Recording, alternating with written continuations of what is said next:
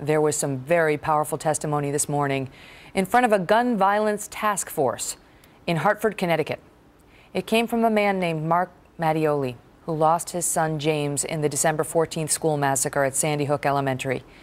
He spoke passionately about his son, the shooting, the issue of mental health, and how he thinks that more gun laws may not provide all the answers we need.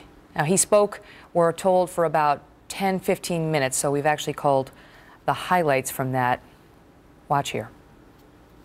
I think there's much more promise for a solution in identifying, researching, and creating solutions along the lines of mental health issues. I think there is a lot of work that can be done there, and I applaud our friends, the Richmonds, who are forging a path down that road.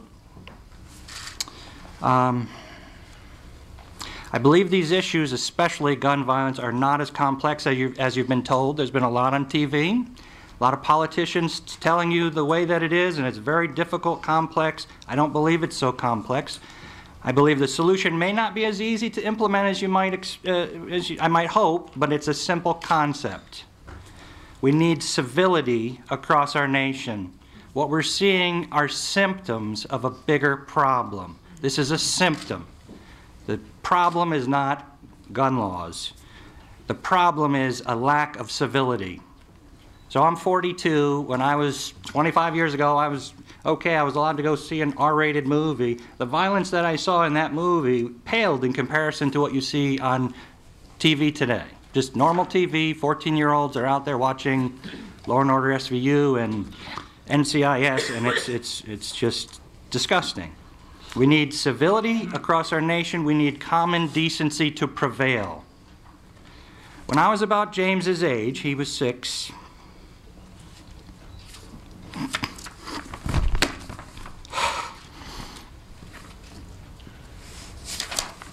Let me change the subject for a moment. So our school, I'm very proud of Sandy Hook. Our school is not a building. It's the teachers, the parents, the students. We have some core values. I encourage you to visit the website. Cultivating character. Okay? We as parents, that's our primary job. We ask the schools to, contribute to that, but we are the primary caregivers and educators, and Sandy Hook is a wonderful example.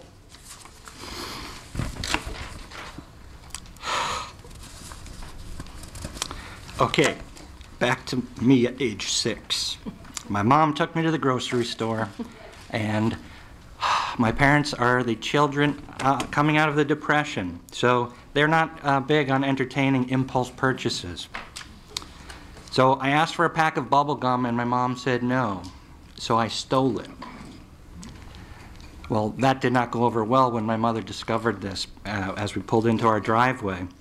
She drove back to the store, made me hand the gum back to the cashier and apologize and say that I would never do it again. That is the type of parenting we need. Parenting is where we need to focus our attention. We do not need complex laws.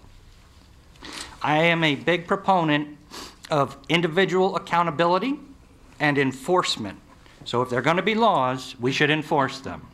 What I would say is Chicago has some of the toughest gun laws in the country, and I would say to people who wanted to have a civil discussion on the topic, I don't think the gun laws are protecting the people, let alone the 500 who perished last year in that city. What have those laws done to make Chicago a safer city? Nothing, I propose.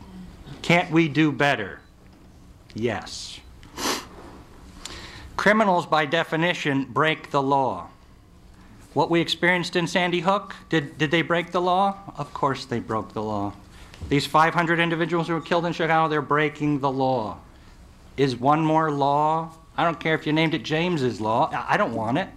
I think we have more than enough on the books. We should hold people individually accountable for their actions, and we should enforce laws appropriately. And I would say we're not currently enforcing them appropriately.